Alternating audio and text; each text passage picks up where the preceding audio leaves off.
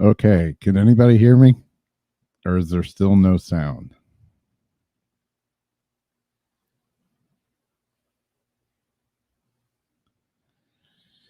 Awesome. Everybody says there's no sound. Can you hear me, Jamie? I hear you. What the hell's going on now? I'm plugging in lights. Everybody says they can't hear us. Oh, now we got sound. Good. God almighty.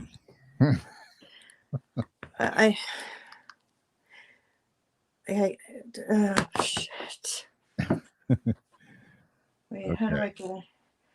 I don't even know where the fucking new link is to even write to where the live link is. I'll find them here. Maybe. Man, it's a shit show tonight. Welcome to the shit show. Man. Yeah. Wait. Lori, tell everyone we working on it.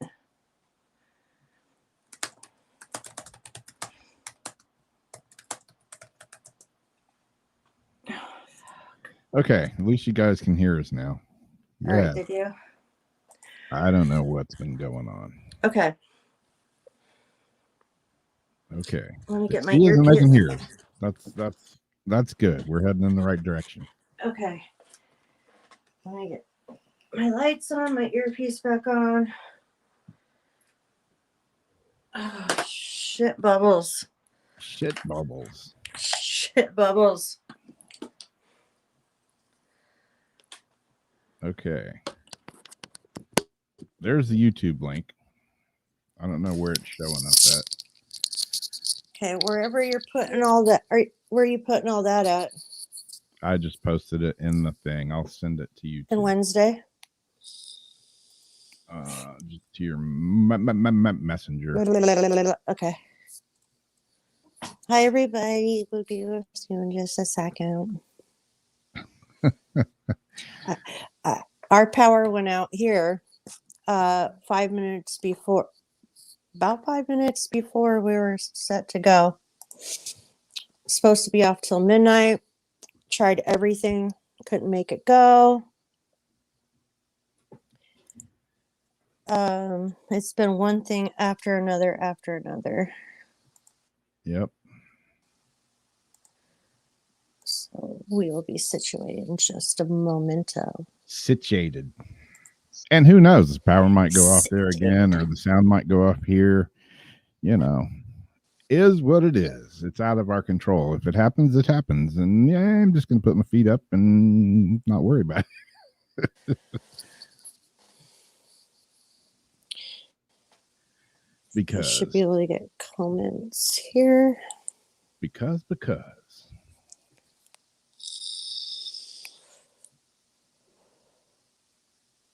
Yeah. You know, it's that full moon weirdness, retrograde, in and out. We're actually out of Mercury, but maybe they wanted to give us one last yeah, one last kick in the ass on the way out the door. That's probably it. So, you know, whatever. We'll get it going here in a minute. Maybe. No guarantees. Absolutely.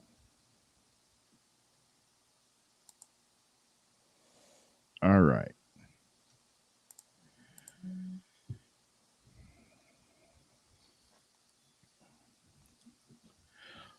Great. Now my mouse doesn't want to work.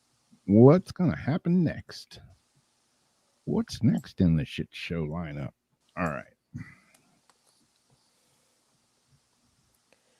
We're just getting this reshared back out. Cool.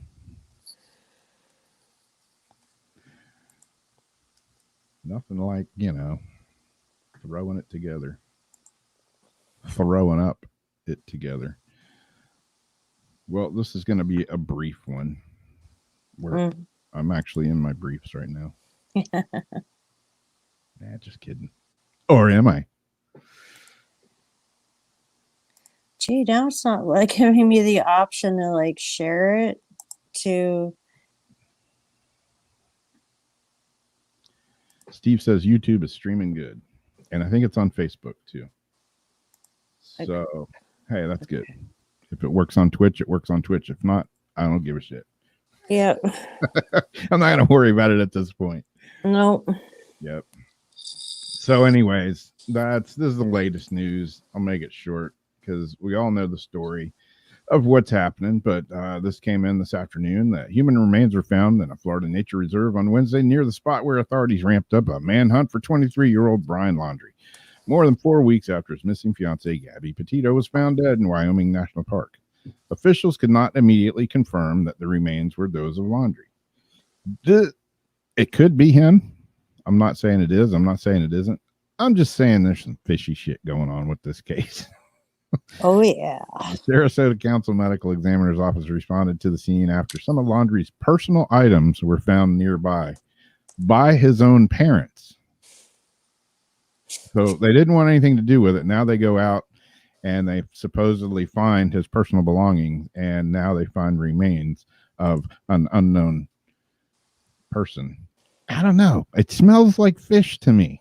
Stinky bad fish. Anyways, the items, including a backpack and notebook, were found in the area that had until recently been underwater, said Michael McPherson, special agent in charge of the Tampa division. McPherson said FBI was using all available forensic resources to process the area, but the task would likely take the team several days. He added, I know you've got a lot of questions, but we don't have any answers yet. They're going to have to owe all those resources back. Yeah. We're working diligently to get these answers for you. Attorney for Chris and Roberta Laundrie said earlier Wednesday that the pair informed law enforcement Tuesday evening that they were going to go to, I'm going to butcher this, Mayacachachi Creek Environmental Park to search for their son early Wednesday, and promptly found some evidence that he had been there, sparking a larger law enforcement response. The Swampy Park is located north of Chris and Roberta Laundrie's Florida home. It also connects to the nearby Carlton Reserve, another site that has attracted law enforcement during this manhunt. The FBI's Tampa Bureau confirmed Wednesday afternoon the items of interest were found in the area, and they are a strong connection with this case. Brian Laundrie has been named a person of interest in Petito's disappearance after he returned home on September 1st from a month-long cross-country road trip through the American West that he and Petito had taken together, and blah, blah, blah, blah, blah. We all know the rest of the story. I'm not even going to read it because it just recaps the whole thing. But supposedly they found remains of who knows what or who. Does anybody else find it peculiar that his parents have been quiet, not wanting to talk to anybody, and now all of a sudden they say, hey, we're going to go out and look for him, and they promptly find some of his belongings and remains, like Johnny on the spot? Does that just seem a little weird? Plus, I wonder whose remains they really are. Was there a head? Were there teeth? Were there fingerprints? Yeah, who knows? Who knows?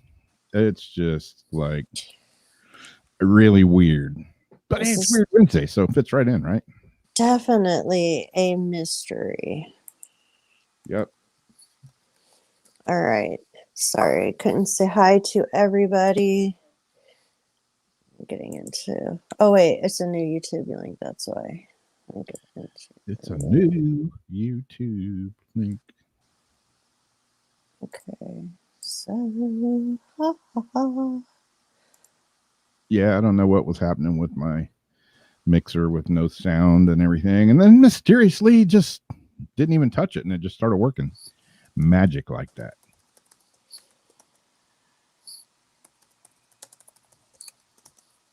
Gotta get situated so I feel right. Okay, so I got...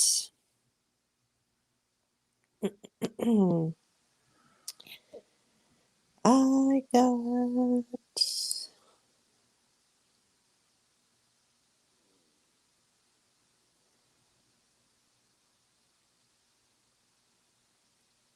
Okay. You got bones. I got bones. Jamie's got a boner. Girly boner. TikTok user sells human bones, ignites ethical debate online.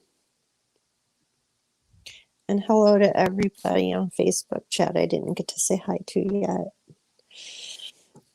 John, known on TikTok as John's Bones, sells every bone in the human body, including spines and fetus skulls. Wow. Ferry lives in New York City, where he operates his online business. He said his clientele ranges from chiropractors to universities to artists. He said he also sells to search and rescue teams who are training dogs to find missing people. On his website, you can buy ribs for as little as $18 and skulls for about $2,000. The 21-year-old told ABC News Daily Podcast, "Start here. The bones come from medical sources that were used for medical education," in quotes. He said his most common supplies are research organizations, museums, and universities, but he's also received calls from people who inherited bone collections from family members in the medical field. His started goal is to help people learn from real bones without having to go to a museum or medical school. Is your dog running around like a rib bone? Ferry said that inspiration behind his company started at a young age when his father gave him a mouse skeleton. Norman, instead of taking it instead of taking it from a creepy, dark, and spooky way, I looked at it really with fascination and awe. The main two goals for his business are to make whatever accessible and destigmatize a stigmatized industry. His account has gone viral and has garnered more than 500,000 followers and 22 million likes, which we all know are just so important in world today, those likes. While Ferry is not the only bone seller in the market, bone, his TikTok videos have sparked a conversation about his lack of education in how you say that word? Osteology, the study of Yeah. bone anatomy. We'll go with it. Like osteology, the study of bones anatomy, as well as the ethics and legality of his company and the commercial bone industry in general. Well, if he was doing something wrong, really by now, he's on TikTok. I'm sure authorities would have done something. Oh, I'm sure he's been looked into several times. Robin, an assistant anatomy professor at New York Chiropractic College, who studies skeletal remains, known as Bones and Botany 85 on TikTok, has criticized Ferry's business on the platform. So it sounds like what's it called? Business. Two companies butting heads. Yeah. Human remains should never be sold. There are legitimate ethical ways for institutions and researchers to obtain human bodies for research, and that is through cadaveric donation programs, she said. What's the difference? Tanya Marsh, a law professor who teaches courses on complicated legal issues surrounding death, said selling human remains is unethical because there is no consent. People don't request to be skeletonized before they pass, especially when it comes to fetus skulls, she said. Yeah, I got an issue kind of like with that and where he's getting those. She said it's not privileged members of society whose bones end up being sold. It's people who are marginalized while they are alive and are further dehumanized and marginalized during death. When asked if he thought he was exploiting human remains, he responded, I think when it comes to human astrology, it's an extremely sensitive topic. We really believe that the original purpose of these pieces were for education and understanding. Yeah, wherever he obtained it from is the question. From a big pot in the back of my shed. It's very hard for the medical company to be able to track exactly how the client or patient will use that prescription, he said. So, yeah. He sends people to his site, and there's a picture of him. I don't know. He's like holding up some like antlers or something. Where is that picture at? I don't know. Oh, that ain't it. Where the hell did it go? Can you imagine? It's not even a human bone, so it don't matter. That's the dude you had up there. Yep. So yeah, I mean, I get it. Sort of. I don't know. There's a curiosity, yes. There's definitely a curiosity. I mean, I have a bunch of bones around here and skulls, not human. Let's clarify that. But I got a bunch of bones and skulls here, a pot in my shed. But yeah, you know, no, exactly, Don. Don't go in the backyard, man. It's like if you said you didn't care about donating your body to science and you could claim those bones came from someone who was cool with that. Yeah, I mean, remember the article I did with the guy that made his uncle's bones into a guitar? You know, that was awesome. Yeah, but kind of weird. Yeah, but that was cool because wasn't he into music? Yeah. What else would he do with them? Yeah, bury him. I don't know. I don't know. Yeah, it's a weird one. You know, I get it. And I mean, you know, especially way back in the day, I mean, they had to look at bones and skulls and what's under our skin, including organs and everything else. Because how the hell else are you going to learn, you know? And the veins and the nerves. And... Yeah. I mean, hopefully, you know, they don't do it on people that are alive, but it's the baby skull, it's the fetus skulls that I'm curious about, because in order for they have to be of a certain age to start developing a skull. Yeah. Where are these coming from? Yeah. That's just my like weirded out part in all this. Yeah, you know, I don't know. I'm probably, once I kick the bucket, I'll probably, you know, be burned up and thrown in the ocean. Yeah.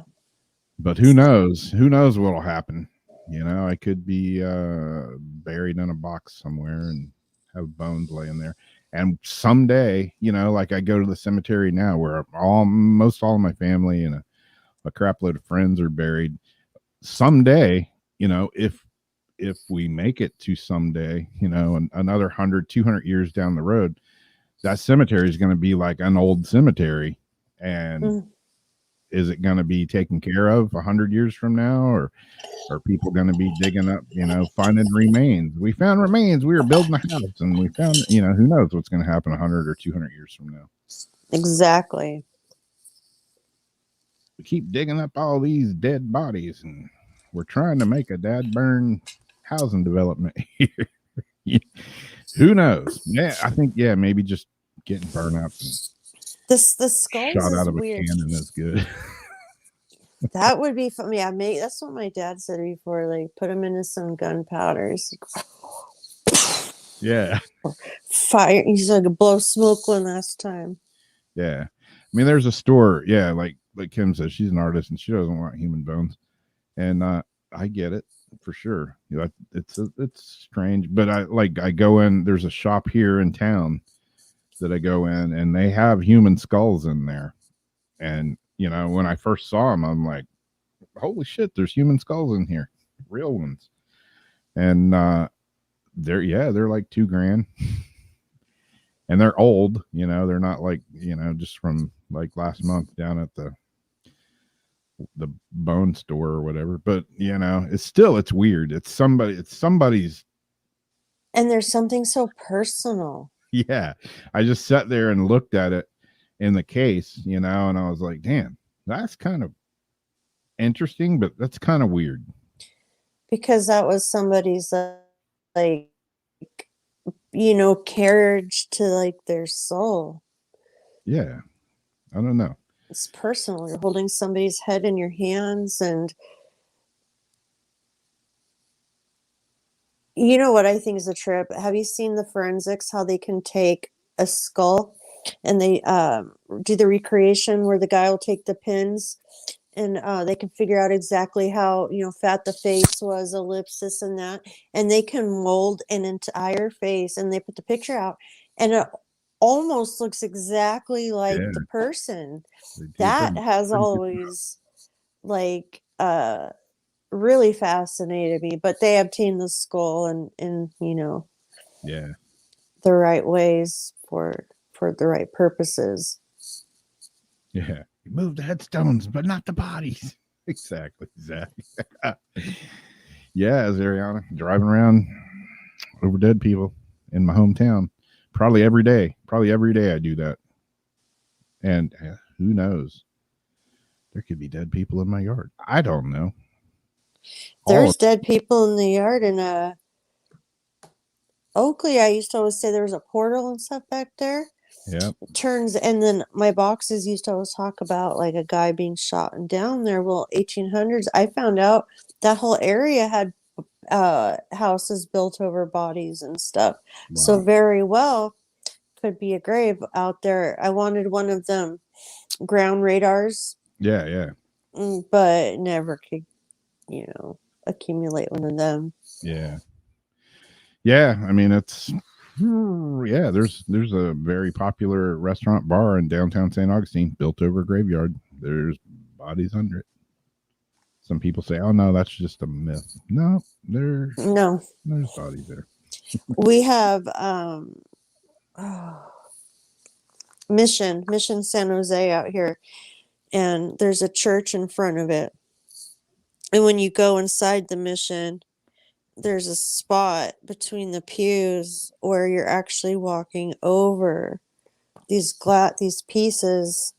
I don't remember. Anybody from San Jose probably knows what I'm talking about. Yep. But they are underneath there, and you can see, you know, between the pews, the Yep. That's spots where the bodies are. Yeah, there used to be glass on the floor here, and then they got rid of that because I don't know, that was creeping some people out. Maybe I don't know.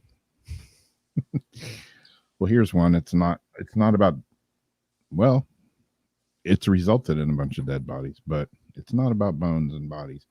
Surprise! Florida currently has the lowest per capita COVID cases among the continuous 48 states. As much shit as Florida gets, and you know, we've pretty much been open the whole time, and some people love our governor DeSantis, and some people think he's crazy as hell. You crazy as hell. But whatever, he's had the whole state open, and it's, you know, if you look on this list, other than Hawaii and Puerto Rico, Florida is the lowest per capita for COVID right now. Not saying it'll change next week, but who knows? It says the New York Times COVID-19 tracker, which they say is the data from hospitals who report cases for the Department of Health and Human Services. And can you believe anything they say? I doubt it. Now shows some interesting numbers, which may surprise some people. Florida is in the absolute best position in the contiguous states as far as COVID cases are concerned. I had shit and it about killed me. It's definitely out there. I just heard too, like my mom was saying before I was coming on here, she read something in the UK somewhere. Like all of a sudden they've got like skyrocketing numbers. Yep. Can't remember where I was going with that though. Now I lost my place. According to the chart, Florida has just 11 cases per 100,000 residents, compared to New York, a state which implemented heavy-handed lockdowns and mandates, and is still doing it. New York State has more than double what Florida's numbers are per capita, with 23 cases per 100,000 residents.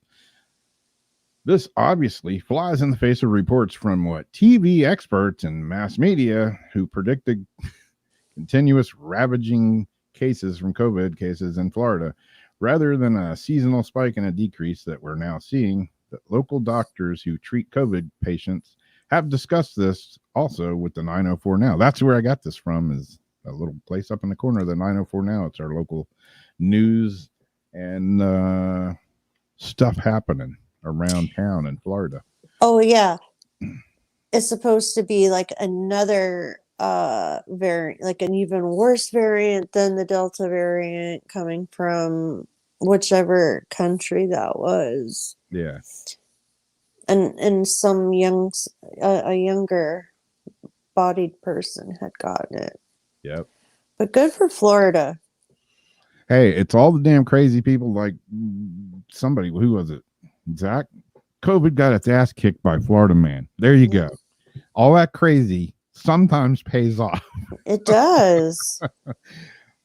You know, yeah, I got one friend that was just, oh man, just like every day it was COVID, this and that, and this and that, and vaccinated, and this and that, and just on and on and on and on. And I don't believe in herd immunity, and just on and on and on. And now this week, it's like I see a post and it's like, we seem to be in some sort of herd immunity situation. And the numbers are drastically dropping. And I'm like, I don't know what the hell's going on. I know the shit almost killed me. It was bad news when I had it. I didn't go to the hospital. I figured if it's going to take me out, it's going to take me out. I did the ivermectin thing. And a lot of people think that's crazy. You took some horse medicine. This shit's been approved. Even though it's come out that is the wrong way to describe it. That's what the mass media likes to describe it as, though. Ask Joe Rogan. All I know from my personal experience, I was down and out. Like, you got me scared. You never say you're scared. There's only 2 times ever have you said. One was the hurricane when you said I need to prepare, and that was like Rob's way that he's a little worried about this one. Yep. And when you had that were the only 2 times I ever seen you. Yeah. That's the worried. Yeah, I was like bottom of the inning. Like I was out in left field in the swamp, like no return home. And I took ivermectin, and within like 4 hours, I started feeling better. My temperature went back. Oh, yo. We might get this pulled off YouTube. I forgot. Yeah, probably. We can't even say them words. We can't talk about any type of treatment. Hey, it's my personal treatment. I'm not a doctor. I'm not telling anybody. It doesn't matter. If we say the word, they'll take our whole thing off and not let us back. It's the YouTube censorship. I completely forgot. Those rat bastards. Yeah, we need code words. I've tried to get kicked off of everything, and I know, but then how are we going to do it? That's true. Anyways, I took the and felt better almost immediately. And I guess I can't say the name of what I took. It was Kool-Aid, with grape Kool-Aid with extra sugar in it. And you know, DM them on the side. It worked on me. Mm-hmm. Quite nicely. I mean, it was no miracle drug. Excuse me, miracle Kool-Aid. But yeah. Just saying. That's from my own personal experience. What do I know? I'm just some dork that got sick and took some horse tranquilizers. I don't know. Don't listen to me unless you need to get some of that stuff. Does it work? Yeah. Okay, I'll Yep. stop For talking now. some people it works. Yep. And for some it works, some it doesn't. That's why I think everybody should be looked at by a physician first. See, I went to my physician and asked for that, and she wouldn't do it. So I said, just mean, okay. yeah. Yeah.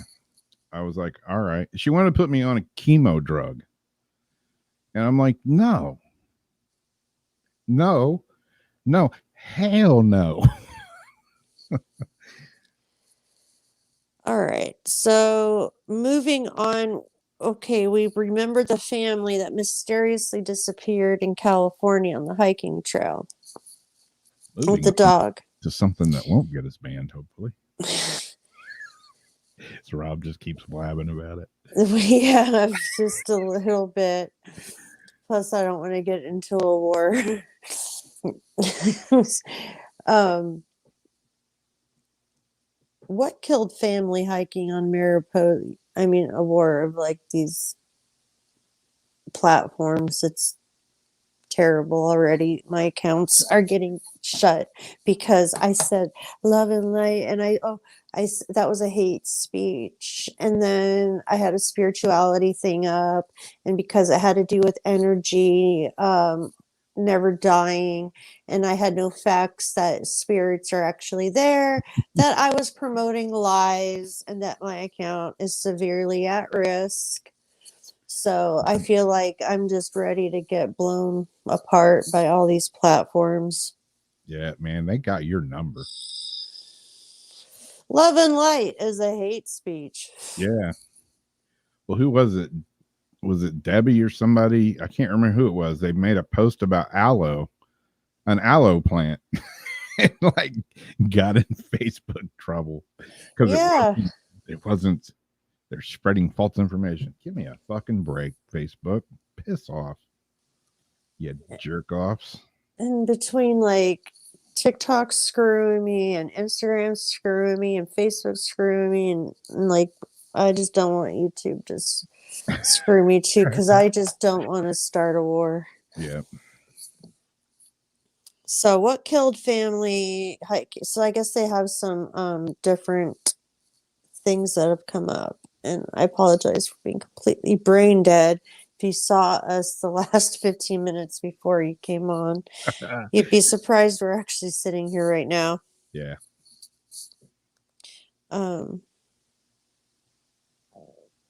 Yes. I got a message and it just kicked me out of my article. Yeah, old Zuckerberg, he's in a little bit of heat. Just a little bit. He's got, plenty of bail money, no doubt, but that shit can only last so long. The Mariposa County Sheriff's Office announced it will hold a news conference Thursday afternoon regarding the case of death of a California family mysteriously found dead in August while hiking along a remote Sierra National Forest trail located southwest of Yosemite National Park. It will be the office's final investigative update about the case, the sheriff's office announced Wednesday, adding that no interviews or information will be given prior. Few details about the investigation into the deaths of Jonathan, Ellen, and their 1-year-old daughter and their dog have emerged since they were found dead by a search and rescue team on August 17.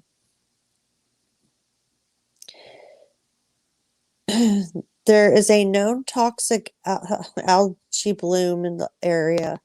Water samples taken there showed high levels of anatoxin A, sometimes called very fast death factor. But Mariposa County Sheriff said last month that his agency was not saying that's what killed the family. The obviously previously said the family's not killed by a lightning strike, carbon monoxide, carbon dioxide, cyanide exposure, illegal drugs, alcohol, or suicide, and that all other causes of death remain possible. Sierra National Forest previously closed large portions of its forest through the 29th, citing unknown hazards found in and near the Savage Landry Trail, where the family was found dead. So, what do you think? I got no idea. So, do you think they gave even the baby water from the river? Like, I could see the dog drinking maybe Yeah. them. I don't think it's river water. I mean, these people were, they had water in their canteen or what, their sippy cup pack, whatever the hell the thing's called. They had water with them. Oh, the blister packs. Yeah, that whatever it's called, that backpack that has water in it. They supposedly have one of those. Jeffrey had those. Yeah, but I don't. They were pretty well seasoned hikers. I think they have enough common sense to not drink some freaking pond water. I can see the dog drinking it because the dog will drink out of a mud puddle. Whatever. But I don't know. I don't know. I don't have a clue at this point. Something took them out quick though, and could be aliens. I got no idea. I mean, maybe a Bigfoot jumped out in front of them and scared them to death. I got no clue. I mean, they checked for like Kim says, didn't they close the trails and they ruled out just about everything that they could possibly find on the trail that may have killed them. Yeah. I don't know. There's maybe anything you say could sound crazy, but maybe they stepped into a portal that wasn't wired right. I have no clue, man. I don't know what's happening. It's definitely going to be one of the mysteries. Yeah, and it sucks that if they can't figure out what killed them, and not just figure it out by saying, "Oh, yeah, this is what we're taking an educated guess." I mean, every time somebody walks down that trail now, and they know a family died right here for reasons unknown, I mean, it's gotta be kind of weird, I'm sure some people will go out there just to defy it. I walked that trail and nothing happened to me. But I mean, something obviously killed everything, all of them. Family, the baby, the dog, everything. And it's weird that you think, well, maybe the baby would be alive, or maybe the dog would be alive, or maybe just the dog died. That would be somewhat understandable, normal. But everybody. Twilight Zone. And then I think, because of the day and age that we're in, if they did figure out what happened, are they really going to tell us what happened? Yeah, exactly. Or are they going to put it in a nice, neat little bow to make it like, oh, okay, that makes sense. It was the wind happened to be blowing that day the wrong direction. Yeah, never hike a place named after the devil.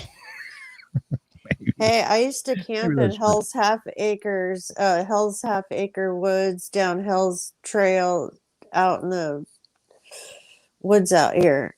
Yep. Yeah, that would eliminate 70% of places. Exactly. Yeah. Toxic algae, toxic aliens, toxic Bigfoot, toxic Sasquatch. Ew, toxic Squatch. Toxic Squatch. Who knows? Speaking of Squatch, I ordered some Dr. Squatch soap again. Oh, yeah? Why did I do that? I don't know. I didn't really like it.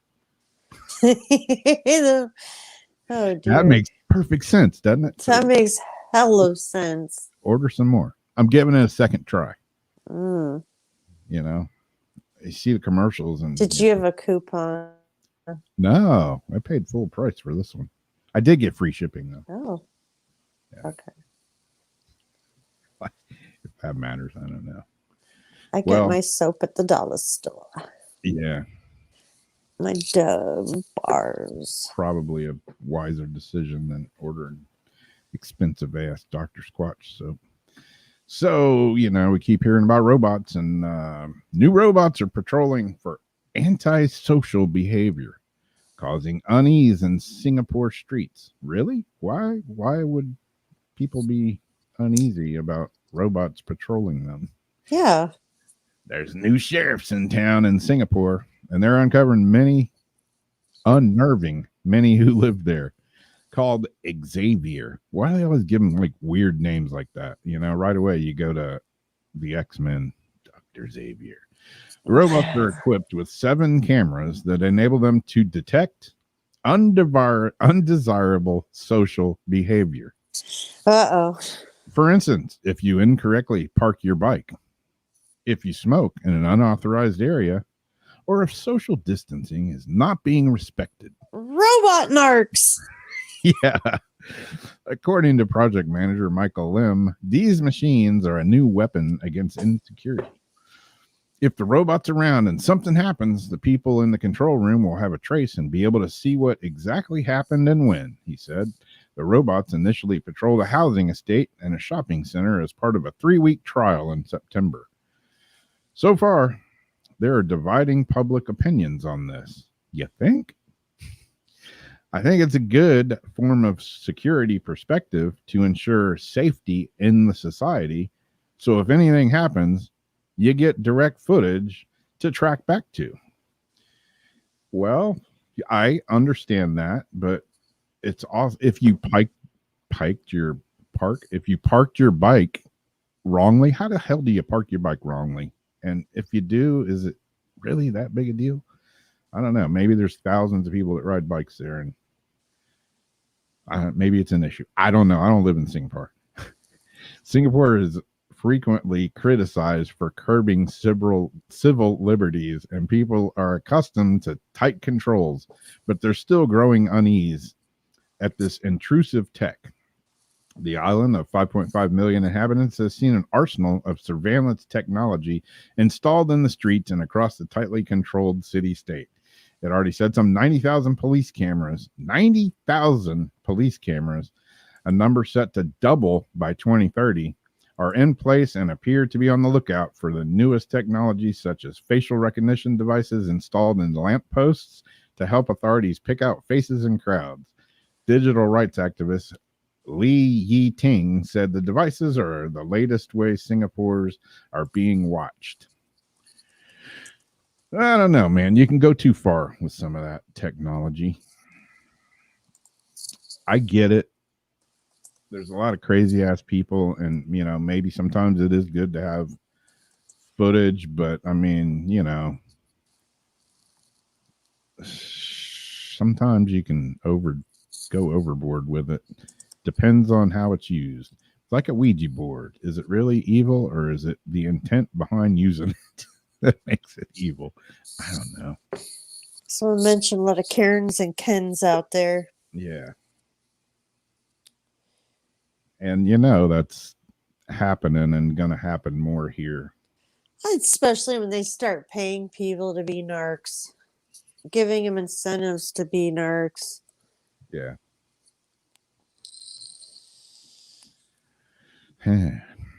So, this one is pretty cool. An Ontario woman wakes to a meteorite landing on her pillow. Now, I don't know how cool this was for her, though, because it did crash through the ceiling. Yeah, that's a good wake-up alarm. No. October 12th, a British Columbian woman received an unusual rude awakening when a meteorite crashed through her roof and landed on her pillow. Ruth Hamilton said she was asleep at her Golden home when she became vaguely aware of her dog barking in the house. The next thing, there was just a huge explosion and debris all over my face, so the dog heard it coming. Hamilton said she had got out of bed, turned on the lights, revealing something had punched a hole in her ceiling. I didn't know what else to do, so I called 911, she said. talking to the operator. She was asking me all kinds of questions. And at that point, I rolled back one of the two pillows I'd been sleeping on, and in between them was the meteorite. Now, wouldn't it have been hot and like not like smoked the bed? I don't know, but I'd wrap it in silver and wear it around my neck. Heck yeah. Hamilton said the melon-sized space rock. Okay, maybe you wouldn't wear it around my neck. Wow, like big. Uh-oh, I'm already low battery on my phone because it's not plugged in. Exactly, Zach. I got space poopy on me. I never plugged my shit in. I was doing good. Okay. Just inches from her head. A police officer came to Hamilton's home and they initially suspected the rock may have been the result of construction at the nearby Kicking Horse Canyon. We called the Canyon Project to see if they were doing any blasting, but they weren't. They did say they'd seen a bright light in the sky that exploded and caused some booms. Experts at Western University in London confirmed the rock that landed in her bed was a meteorite. It's certainly a meteorite, said a professor with the university's physics and astronomy department. Everything about the story was consistent with the meteorite fall, and the fact that this bright fireball had occurred basically right at the same time made it a pretty overwhelming case. Brown said his team is planning to examine the rock and determine the type of meteorite. He said it may have fallen from the solar system's main asteroid belt.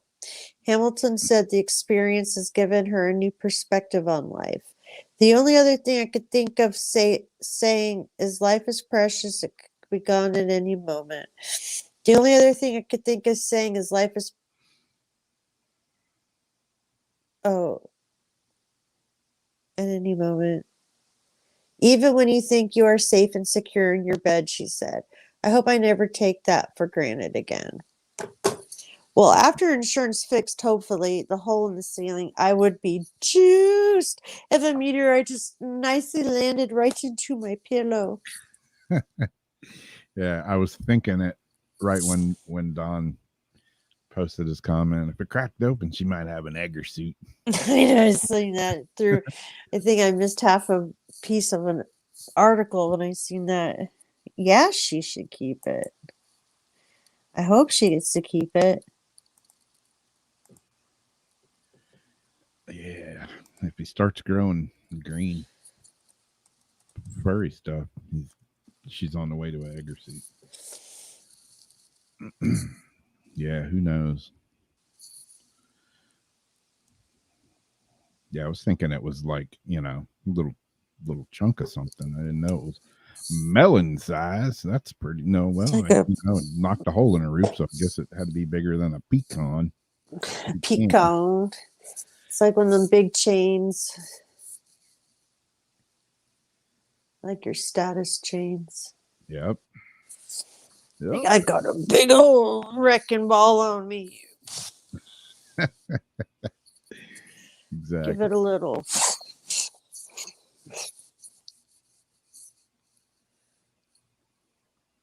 Why ain't my picture opening up? That looks stupid on playback.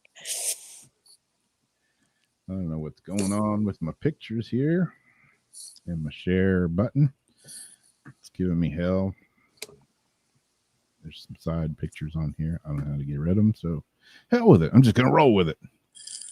That's not the right one. That's the name of the game tonight. Yep, just roll with it. Missing boy found by man instructed by God. Oh. Hey. Oh.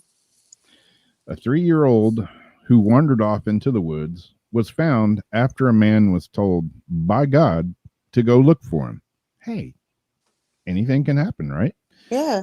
The peculiar incident began on October 6th in Plantersville, Texas, when the youngster, 3-year-old Christopher Ramirez, followed a neighbor's dog into the woods and disappeared while his mother was unloading groceries from the car. I've seen the movie. I know how it ends. Quickly realizing that he was missing, his mother desperately searched out for him, but to no avail. The dog later returned on its own. However, the young boy was nowhere to be found. Damn shitty dog. You're supposed to stay with kid. Come on. Drag him back. Well, what if something happened to the pup? Well, come on. I'm thinking of Lassie. Lassie wouldn't have left the little kid in the woods. No, but you don't have to be a damn shitty dog. Okay, well, maybe I was overstating it. Bad dog. Go get the kid. Go get the kid. Before long, fetch. They didn't teach him fetch. See? Before long, an extensive search of the rescue operation was underway, involving not only the FBI, but a significant number of local volunteers who spent several days scouring the local woodland. Fortunately, 3 days after he had gone missing, Christopher was discovered 5 miles from his home by a local volunteer. Despite being tired and hungry, the boy was surprisingly in good condition following his ordeal. What made his rescue more incredible, however, was the circumstances surrounding it. The man who found him, who wished to remain anonymous and is not suspected of any foul play, claimed that during a Bible study class the previous evening, he had been told by God to go out and search for this child because he would definitely find him. He headed out as instructed by God the following morning, and incredibly, actually did find him. Whether or not he really did have a divine experience, it's possible that if he hadn't believed he would find the boy may have never been found by Christopher and never been located. So I love this. I mean, hey, he says he was at a Bible meeting and God spoke to him and said, go find the kid because you'll definitely find him. And he went out and found him. And this is why, no matter how quacky it might sound to some people, it's important for law enforcement sometimes to look into these, it's hard to go into everything, but sometimes when they think it's off the wall, at least check it out because you never know. Yeah. Some people, might have other motives or might be wrong, but something like this could have been life or death for that child. Yeah. I mean, if that's legit, that's pretty cool, I mean, just saying. I'm not gonna doubt it or judge it, Hey, if that's what the guy says. If it was my kid, I'd be like, hey, you the man. God spoke to you. That's pretty badass. And you found my kid. You're double hero status. So, yeah, if you got those voices that speak to you, unless they're telling you to, reverse. Yeah. Unless they're telling you the bad stuff to do. Yeah, you might want to listen to those voices. Intuition, God, whatever you want to call it. I call intuition our God antenna, our angel antenna, our guide antenna. Yep.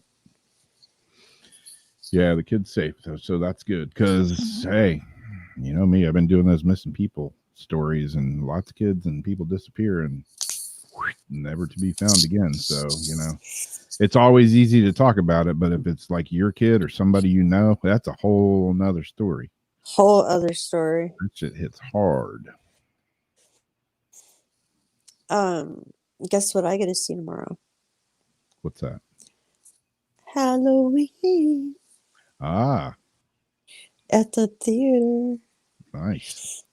Okay, so the next one, this is something that I know you would like to, Rob.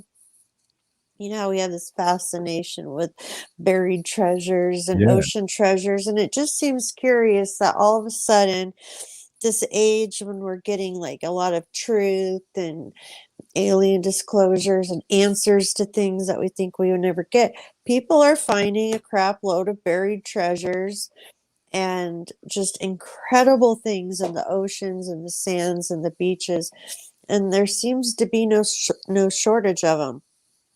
So recently, an ancient Crusader sword was found by a scuba diver off an Israel coast. Israeli? Wait, I can't even speak tonight. Rented lips. Off the coast of Israel. Okay. Israeli, yeah. Jerusalem. An Israeli scuba diver has salvaged an ancient sword off the country's Mediterranean coast that experts say dates back to the Crusaders. Israel's Antiquities Authority said Monday the man was on a weekend dive in northern Israel when he spotted a trove of ancient artifacts that included anchors, pottery, and a yard-long sword.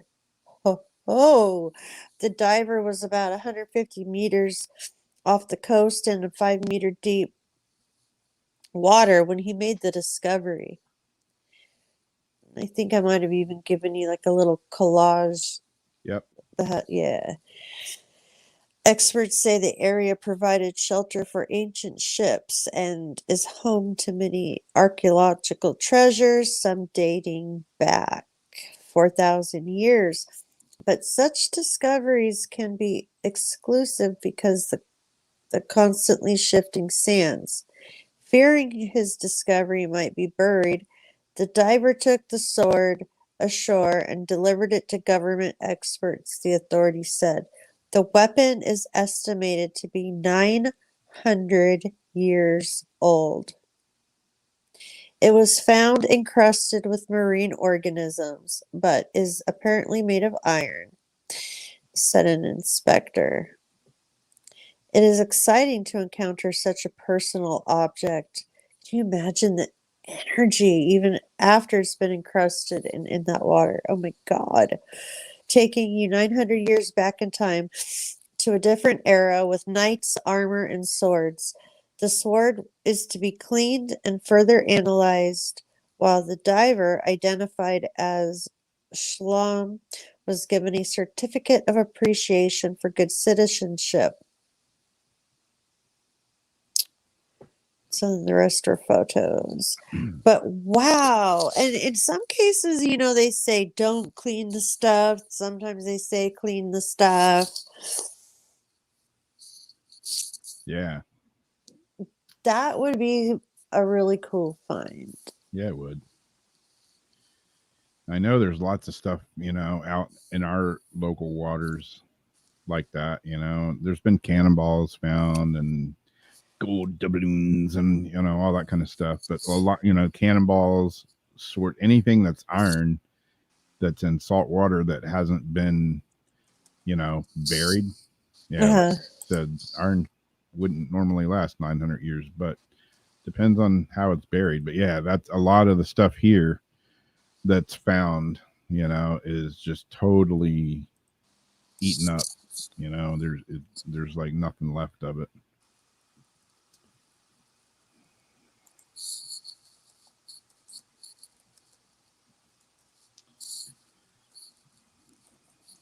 Yeah, they gave him a certificate. Nice find. We're gonna take nice find of being like a good citizen. That was a pat on the back and gimme. Here's your certificate and pose with a few pics. If it's real, it's worth $10 million. Here's your certificate. We spent $1.30 on it. But I get that sort of, like, especially where they're at. You find stuff here, if you find it in the water, it's property of the state, which sounds harsh, but I mean, they do research it. They do try to, you couldn't do that in your house, to the You extent can't that, carbon date and do all that. So it usually goes to like the University of Florida or somewhere, and they, do all that testing and find out what, when, where, how, and all the deets All on the it. deets. So, there is something to say for that. But yeah, it's kind of a bummer if you find something like that and then, they just take it and say, Take it out of your hands. And you're like, good job, little servant. Can Go I dig have us another hole. some coins? Can we trade? Yeah, all the work. I guess you could say, you got a good selfie with it. Yeah. Well, you had the sword find, and I'll see you. I'll raise you on this one. Woolly mammoth unearthed in Michigan. What killed these giants? Space poopy. The discovery. This just happened too. There's been a few of these found. This just happened recently. Not real space poopy. Not real space poopy. Okay. Did I not share the picture? Yeah, there it I is. see a picture. Yeah, woolly mammoth skull and Oh, and more. Wait, there's more. The discovery of a nearly complete mammoth skeleton last week in Michigan raises the question of not only the animal's fate, but also what happened to the rest of the woolly mammoths. Did humans drive the Ice Age's great beast to extinction? Damn humans. Damn filthy apes. In news reports, University of Michigan paleontologist Dan Fisher proposed the prehistoric people killed and butchered the newly found mammoth, refrigerating what they didn't immediately eat by sinking the rest of the carcass in a frigid lake. Other scientists say we can't be certain what killed the creature until the bones are examined for cut marks and other clues. Oh, well, hell, big ass dinosaur could have killed it. Who knows? I mean, if cavemen killed it, that's a heck of a feast. heck yeah. So would they look for like an arrow mark in it or? Yeah, like anytime they find stuff like that here, yeah, they always look for, Like tooling. like tool marks or, arrow marks or anything like that, or teeth marks, from megalodons or who knows what. As for the rest of the woolly mammoths, whether humans are to blame for their disappearance, as well as that of 36 other North American mammal species that went extinct at the end of the Ice Age, remains hotly disputed. The other leading contender, a changing climate change. Rare find. Farmers digging in a field near Chelsea, Michigan, were surprised to uncover the bones of a woolly mammoth that trod the region about 12,000 years ago. That's some old ass bones. Further excavated, Them bones. Fisher excavated the bones, including a skull complete with tusks. While woolly mammoths have been found from Europe through Asia, North America, only about 10 woolly mammoth skeletons have been dug up in Michigan, compared to around 300 of their more primitive cousin, the American mastodon. Mammoths were probably rare in Michigan. Illinois State Museum paleontologist Chris Wiegand says because of the waxing and waning of the glaciers there, Michigan was under ice when mammoths were there, and only elephants on the land. Mammoths were the only elephants on the landscape. Wiegand says the elephants grazing in the cold grasslands south of the great ice sheets. By the time the ice melted, mastodons were out competing mammoths. The occurrence of even one more mammoth is reason to celebrate. Even though this is just one side of the landscape, we've gotten better about eking out as much information. Man, this is written weirdly. Eking out as much information as we can about the individual animals.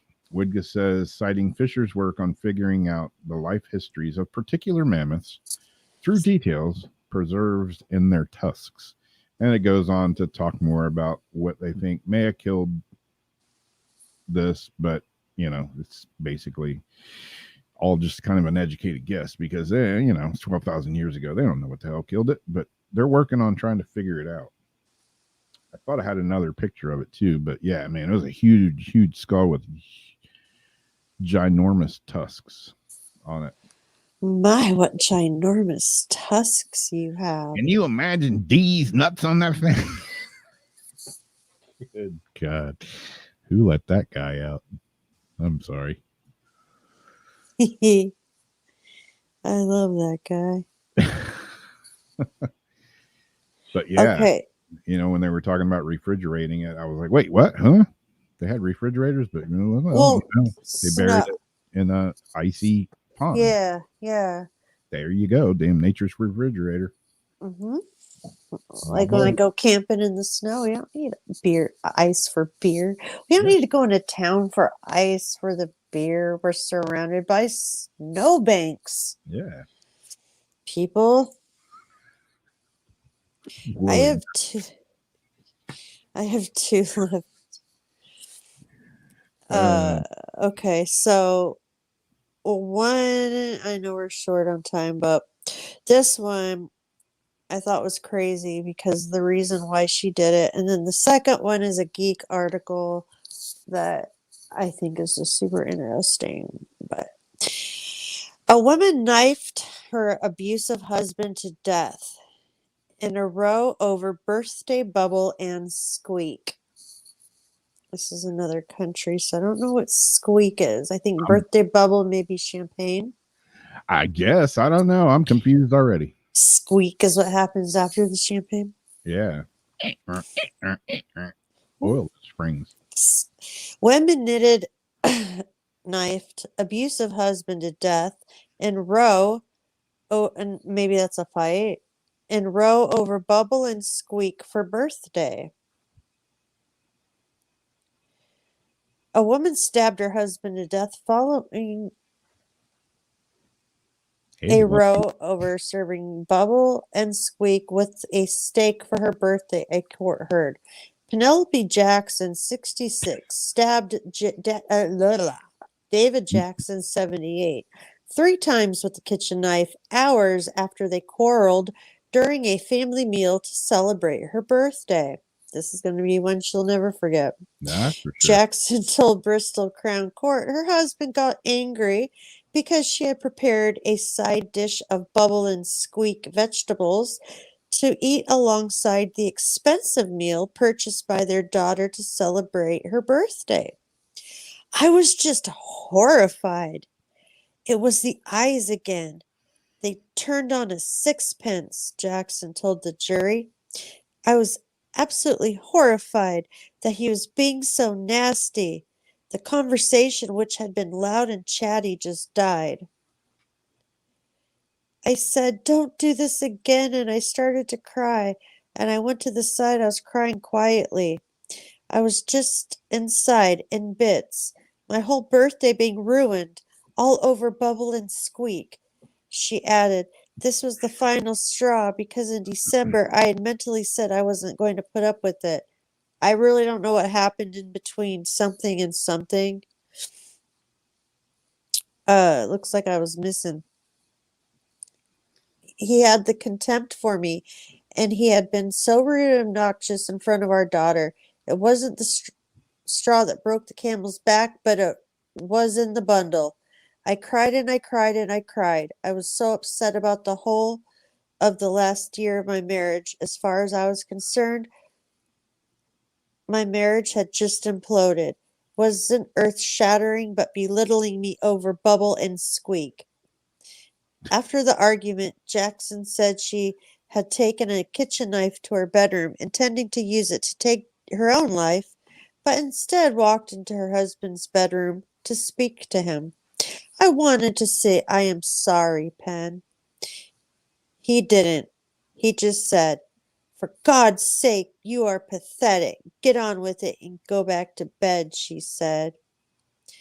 It was just like, pass the sugar. I was in utter despair. I looked at him and said, I have done nothing wrong. Admit you are sorry. He said, for God's sake, shut up. He literally couldn't be bothered. It was utter contempt. Jackson admits manslaughter of the retired lieutenant colonel, but denies murder, claiming he was coercive and controlling, but he and also physically violent towards her. So the trial's going to continue, and hopefully some mental evaluations. Oh, I still don't know what squeak is. I Yeah, can guess anybody. maybe what bubble is. All I know is it looks like she had a bowl of squeak and then used the bowl to put on her head to get a haircut. I probably shouldn't make fun of her haircut because I'm being a dick, but I was don't hoping know. maybe Ulrich would know. Bubble and squeak.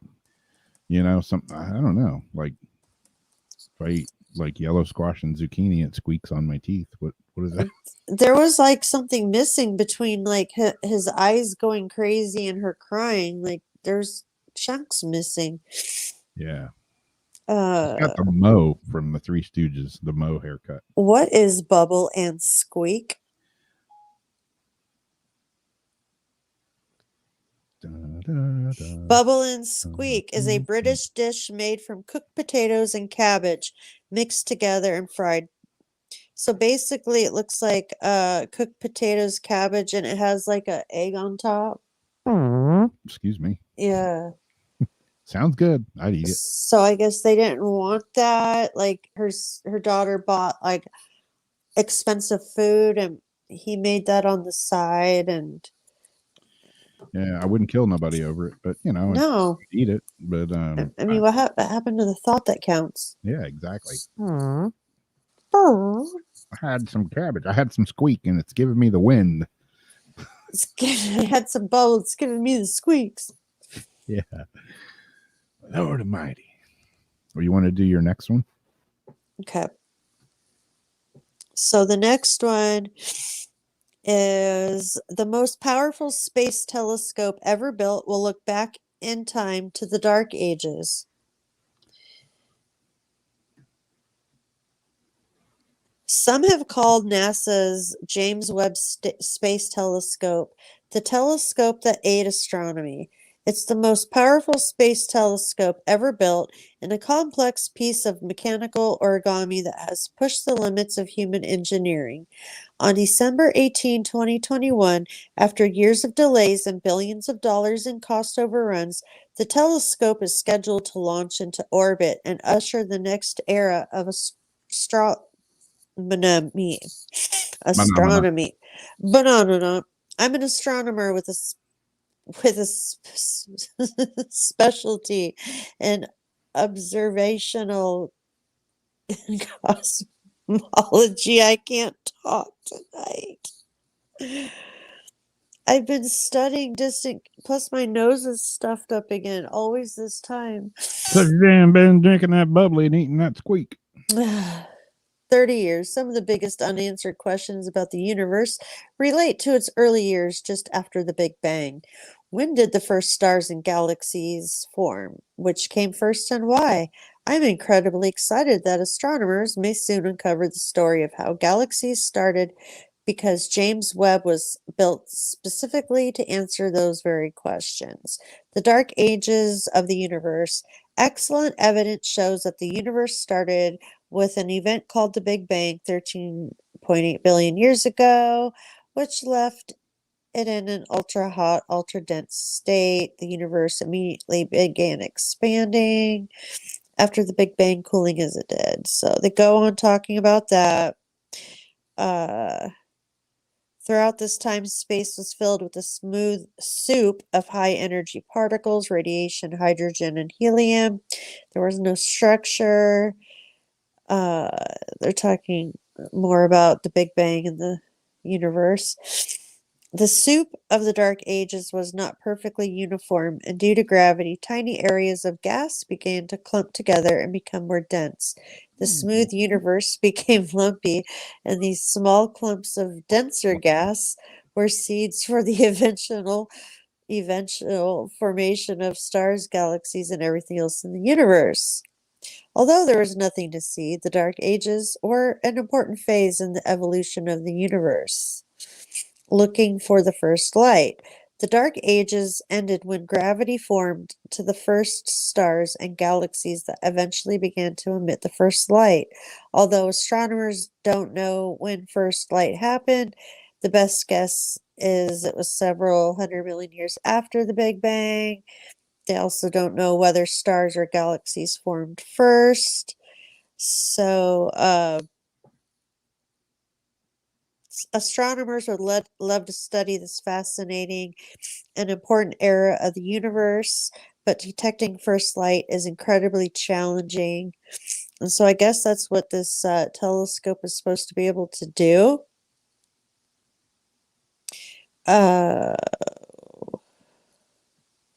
Telescope is a time machine. Telescopes are like time machines. If an object is 10,000 light years away, that means the light takes 10,000 years to reach Earth. So the further out in space astronomers look, the further back in time we are looking. Engineers optimized James Webb for specifically detecting the faint infrared light of the earliest stars. I've wanted to get a good telescope. Not one like this, but Definitely. Telescopes are confusing. I'm a telescope noob. I had a telescope and it sucked. Jeff has a cool one in a little case, but it was like older and kind of a pain, it seemed, to put together. It's like set up. Yeah. I want to get a good one. One that you could put your camera, so you kind of like take cool. pictures through it. Tony McDaniels, remember his pictures? Yeah. He had, I don't know if he's still on Facebook or not. He works with Ghost Hunter Apps, but he has some incredible astro photography. Yeah, he definitely does. Photos. Yeah. The nebulas, everything. Yeah, getting killed over food. Hey, wasn't too long ago, people were getting killed over damn Popeye's chicken sandwich. Pop, pop, give me that sandwich. I almost pulled in there and got one of those the other day, and then I said, nope. Drove by it. Wasn't it? Who was it? Was it Marvin Gaye that got his dad shot him? They were arguing over some hamburger meat in the fridge. Hey, people get killed over food like all the time. That's not. How come every time I come in the kitchen, you in the kitchen eating up all the food? I like hog maws. I like hog's feet. Yep. That's an awesome movie. Anybody know what movie that is? We've had some movie quotes here tonight for sure. Foot up a dog's ass all day long. Foot up a dog's ass. I love dogs. Yep. Me too. Two little. But I love Dad. And that was a great experience getting to meet him with my dad. Because that movie was very special to my father and I.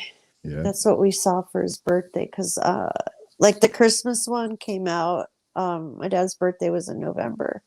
And so that Christmas one came out in November. So that's what we saw for his birthday. And then we seen him at Tommy T's stand up. Got to take our picture with him. My dad was just so happy. Nice.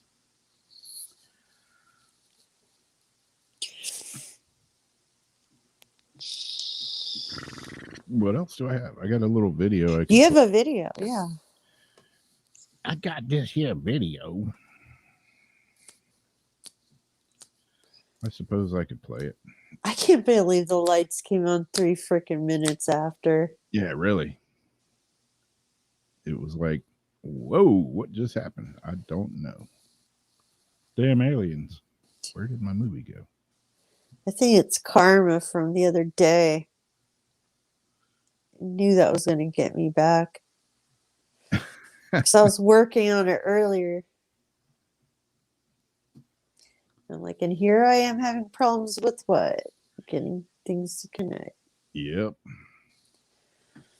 All right, here's a little video. On to more missing people. This has to do with Since national parks are in the news, missing people are in the news. I've been doing missing people every week. Here's a little. Well, if you're doing them, why don't you? If I'm what? Well, if you're doing them, why don't you, let people know where they're at after? I hadn't been posting them. They're exclusive on Weird Wednesday. I do have them saved, though. I may throw them up on the old YouTuber after I add some more stuff to them. But anyways, here we go. A little more on the 411 missing person cases. Missing 411 cases are a colloquial classification that documents missing person cases that fit a number of criteria.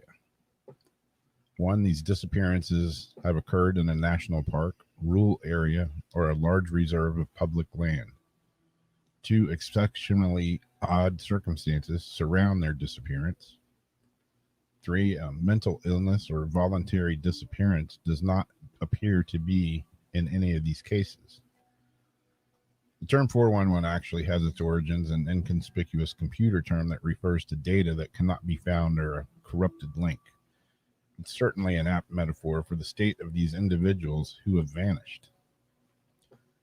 Missing people in the United States or across the world are unfortunate, but it's a regular occurrence. In fact, as many as 90,000 people declared legally missing in America at any given time is hard to ignore the issue.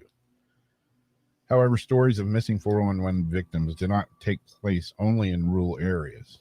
David Platt is an investigator who spent 20 years of his life as a police officer, has uncovered a number of puzzling trends. The vast majority of these strange disappearances occurred clearly on marked and popular hiking trails. Additionally, victims are often proficient outdoorsmen and women hikers and hunters who know their backwoods well. Pilates has dedicated nearly a decade of his life to the research of these 411 cases and has written a series of books on the subject. However, he's never suggested a cause. Although there are both national and international examples of far older cases, his efforts to synthesize these records apply to recent history. His work focuses on analysis of case files acquired through the Freedom of Information Act. Subsequently, with his methodical compilation of data, he identifies these trends. One of the most startling of these is the mystery of 411 disappearance hotspots. Whether it's the nature of the terrain or something else, there seem to be concentrations of disappearances in certain areas. There are a number of these cluster spots across the globe. However, one of the most prevalent and reoccurring seems to be in the Yosemite National Park in California. Just a couple of these cluster cases in Yosemite. Stacy Arras, 1981. Stacy was a 14-year-old girl on a horse riding trip with her father and several other friends in Yosemite National Park. What was likely a picturesque and enjoyable ride over the stunning wilderness of Yosemite became a nightmare for the Arias family. After arriving at the Sunrise High Sierra camp, Stacy cleaned up and decided to take a walk.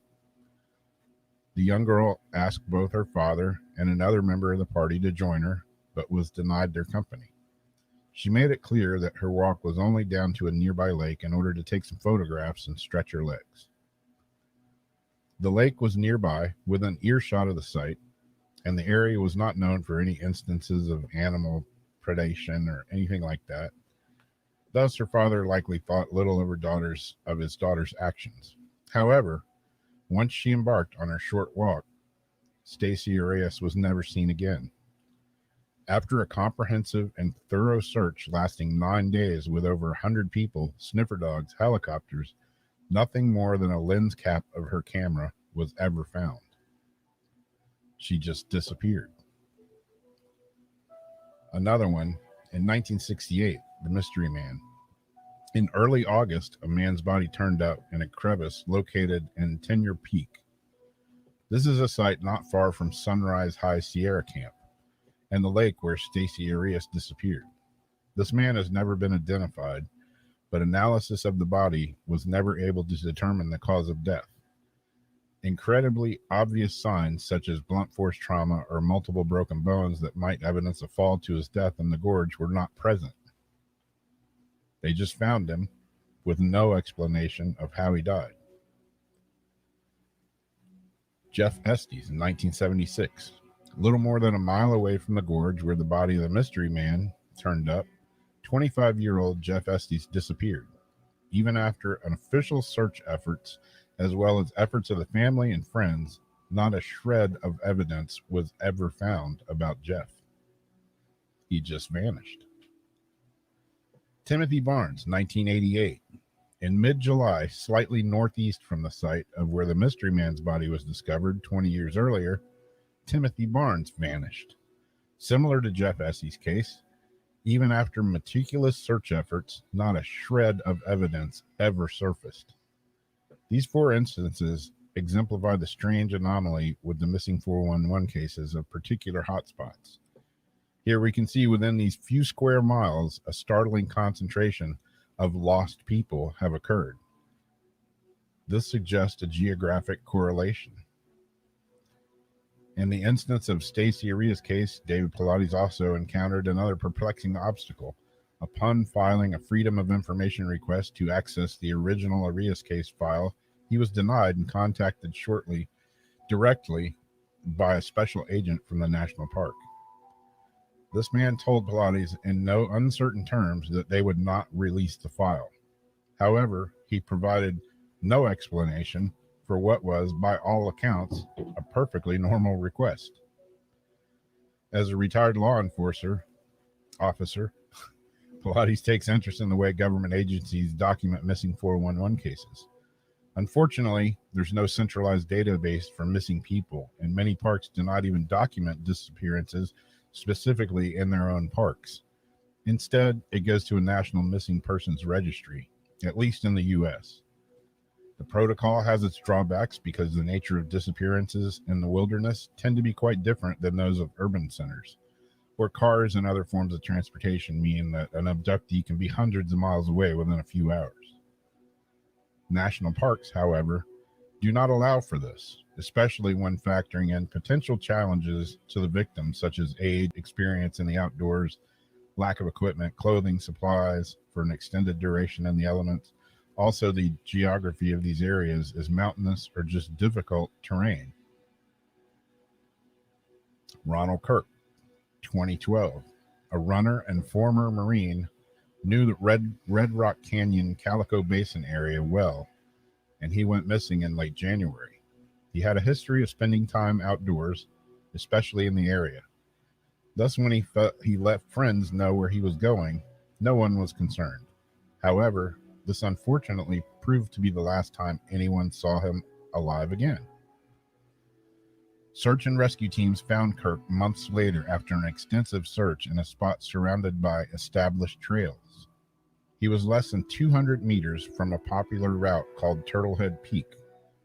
Authorities justified the delay in the discovery of his remains as an optical anomaly. They explained that the body blended in with the pigment of the soil and the rock formations. What makes this more recent case especially strange is the way researchers covered the area multiple times before they found the body. The lack of a definitive cause of death and the general absence of communication with the family from law enforcement was also very strange. David Pilates also noticed this reoccurring motif of bodies turning up in areas that researchers have already combed thoroughly and near frequented spots. So I don't know. There's all kinds of theories. There's all kinds of rumors. There's all kinds of stories, people's opinions, everything from Appalachian mythology, Bigfoot, cryptids, UFOs, aliens. Who knows? All I know is these people disappear, and most of them are never found without a trace of any evidence of what happened to them. Others are found months later, days later, years later, and still they can't figure out how they died. I don't know. The story continues. with missing people.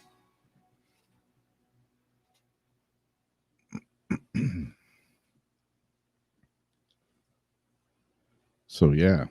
That is crazy. So like the ones that they give back that show back up, they're not finding anything in like that looks like they were examined, or not like, horses being deflated like aliens, or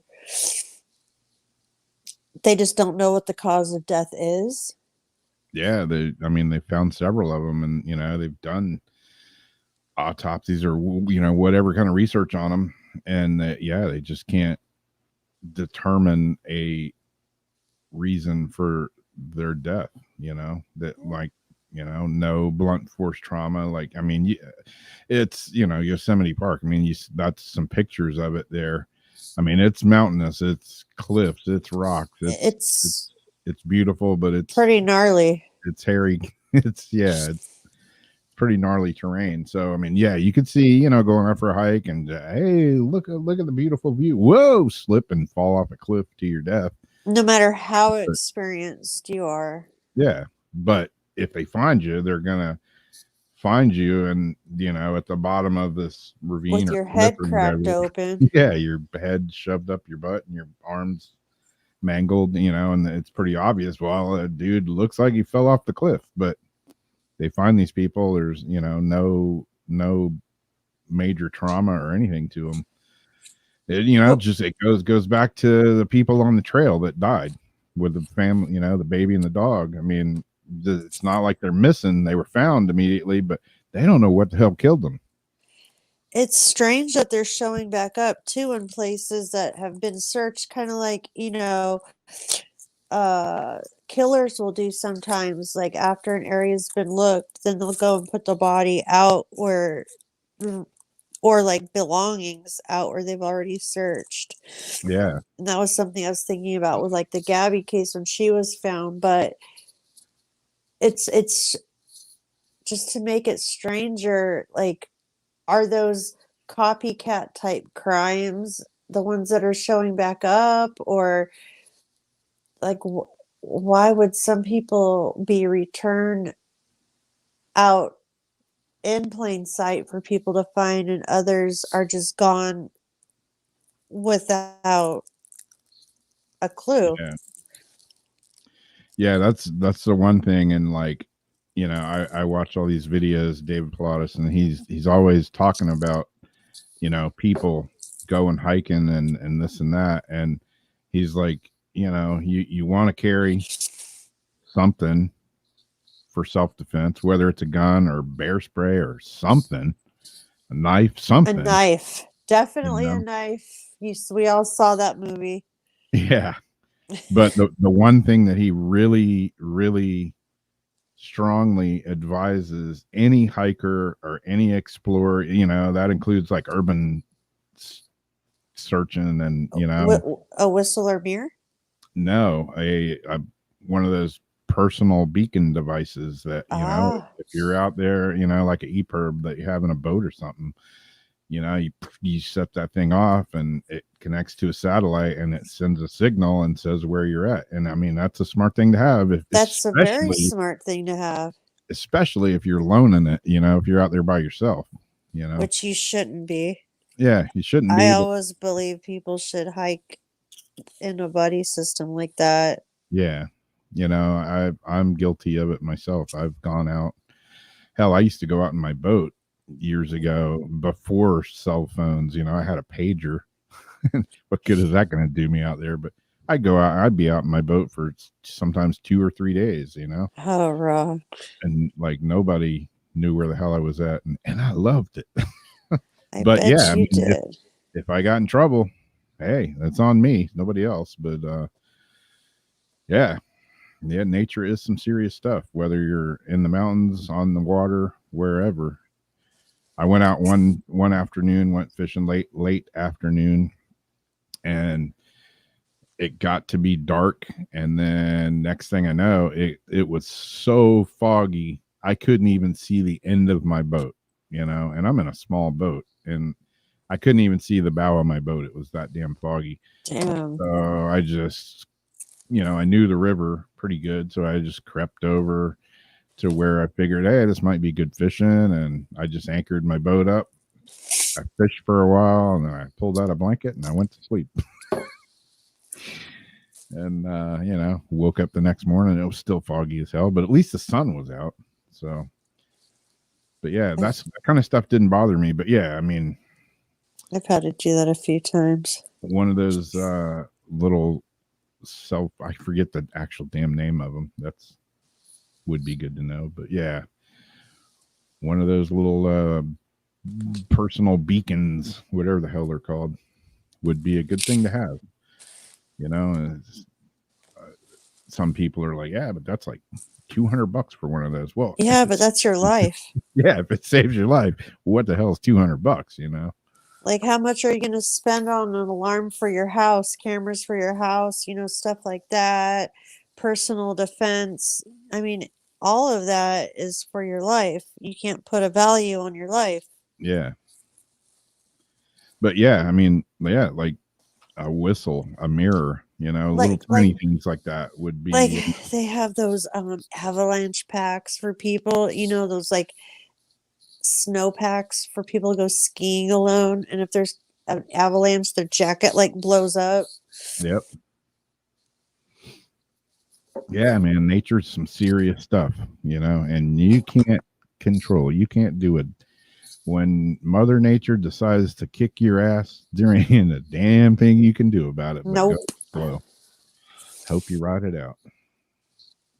Exactly. Hellacious storms and stuff out in my boat, I'm just like, wow, things are getting interesting. I probably shouldn't be out here.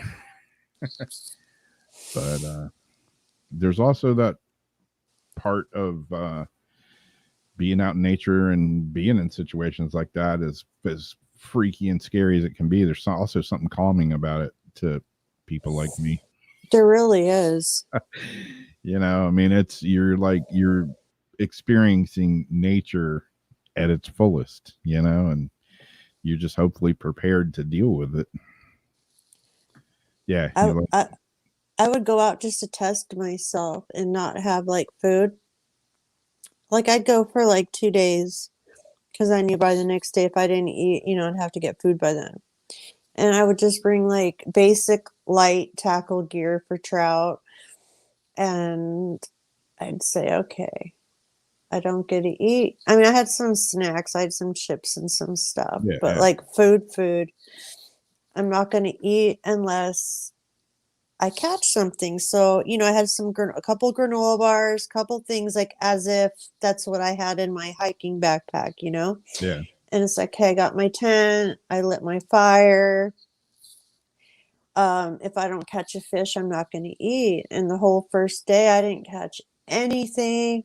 Then I was getting hungry. And the next day, I finally caught a little trout. And it was the best damn trout. Yeah. It's always better when you're starving. It's the best tasting fish ever. Foil. I had some lemons because I thought, I'm gonna. It's if I can catch my own food was the point, And then I had lemon and butter and tin foil so I could put it all in there and cook it on the barbecue. And it was like, yeah, I just had to prove I could do it. Yep. Yeah, exactly, Don. I mean, the ocean. Man, it can be calm, unforgiving. Yeah, and it can be the most gnarliest ass kicker on the planet. Yeah, I mean the power of the ocean that can be created out there is just mind-boggling. So many friends and family, commercial fishermen, like up in Alaska, everywhere. Crazy stories. Yep. You know about that stuff. Yeah, I've mentioned it before. Like my uncle up in North Carolina. I mean, he's died a long time ago, but he used to be into grizzly bear hunting, and he would hunt with a pistol. Oh shit! Yeah, but yeah, he'd usually go out and come back with all kinds of crazy stuff.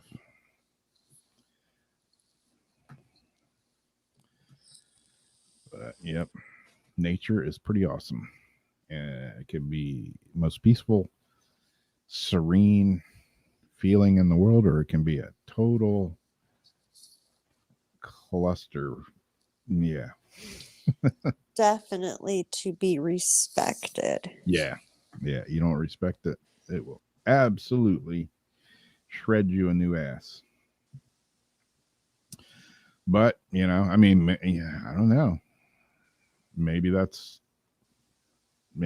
I'm sure that's part of what happens to these people. Like that movie, Into the Wild, where the kid, just like got his little bus rigged up and just took off into the wild. He ended up dying out there because he got sick and apparently he wasn't getting enough food, and then ate some berries that turned out to be poisonous. I mean, that's another thing. If you're going to go out in nature and spend a lot of time, maybe take one of them pocket books that tells you what you can eat and what you shouldn't eat. Yeah. But yeah, I mean, apparently, if anybody's seen that movie, it's a pretty good movie. It's sad ending, but it's a great movie. But yeah, they found him, after the wintertime, found this old bus, and there he was inside it with a bunch of notes and stuff scribbled, talking about, how he was sick and was starting to freak out. Great movie, sad ending. True story.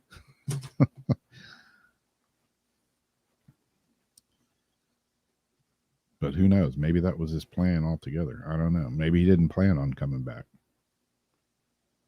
It's got a great soundtrack to it. Eddie Vedder did a bunch of the music in that movie, and that song called Society. If you listen to the lyrics of that song, man, they hit hard. It's a really good song. It's called Society. But anyway,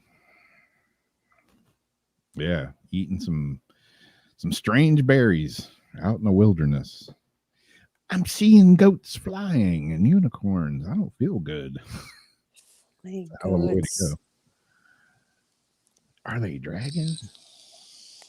Yeah, I mean, you get to the point, like, people, I always see those posts and stuff about what you would eat and what you would never eat. Mm-mm. Yeah, you're hungry enough, you'll eat damn near anything. It's truth. Yep. And since we ran out of time, I'm just clicking. There wasn't a whole heck of a lot for astrology this week. Full moon tonight. Jupiter is out of retrograde. Mercury went direct. We have a meteor shower tomorrow. But the little slideshow I'm posting in the comments of the new post for this video, and I'll have it on the Weird Wednesday in the comment part. So if anybody wants to take a look at the slideshow later, it was thrown together pretty quick today. And for our Halloween special, we haven't talked a whole lot about it, but if you have pictures you want to get into us to be on the slideshow, or a clip of yourself talking about your favorite experience, send it to us.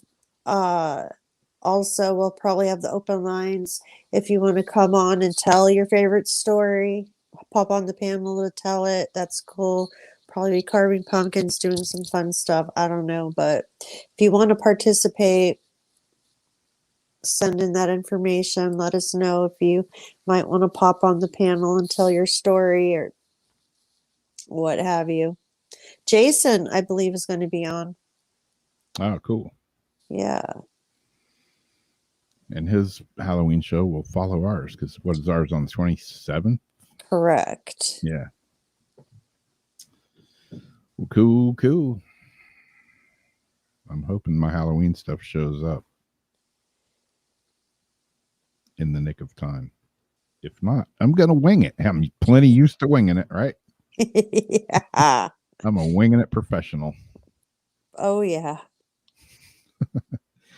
Well, cool. As always, thanks everybody for hanging out. Sorry for the scatterbrain start to our evening, but hey, sometimes shit happens, and you just roll with it. And look, it worked out. Yep.